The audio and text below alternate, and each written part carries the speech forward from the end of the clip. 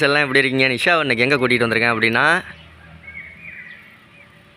இங்கே தான் வந்திருக்கோம். இது நம்ம பட்டுக்கோட்டை பக்கத்துலேயே இருக்குது இந்த கோயில். நிறைய பேருக்கு தெரியும் எங்கே இருக்குது அப்படின்றத கண்டிப்பாக சொல்லுங்கள். ஆமாம், நிஷா வரவுமே பார்த்துக்கவுமே சொன்னேன் மலேசியா முருகன் கோயில் மாதிரி இருக்குன்னு.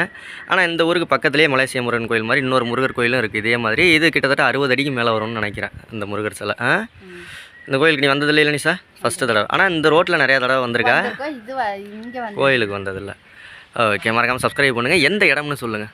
கண்டிப்பாக இங்கே வந்தால் என்னென்ன விஷயத்துக்காக அந்த கோயில் கொடுத்துருக்காங்கன்னா திருமண தடை அப்படி இப்படின்ட்டு நிறைய ஏகப்பட்ட விஷயங்களுக்காக இந்த கோயில் கொடுத்துருக்காங்க. ஏன்னா நிறைய பேர் கமெண்ட் பண்ணிடுவாங்க இது எந்த இடம்னு. ரொம்ப மன்னார்குடிக்காரவங்க பட்டுக்கோட்டைக்காரவங்களாம் கமெண்ட் பண்ணிடுவாங்க.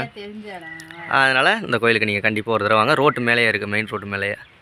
இதில் நிஷா ஒரு ஷார்ட்ஸ் வீடியோ கூட எடுத்து போட்டிருக்கா. செம்ம சூப்பராக இருந்துச்சு அந்த வீடியோ. அதுவும் பார்த்தீங்கன்னா பாருங்கள், பார்க்காதவங்க.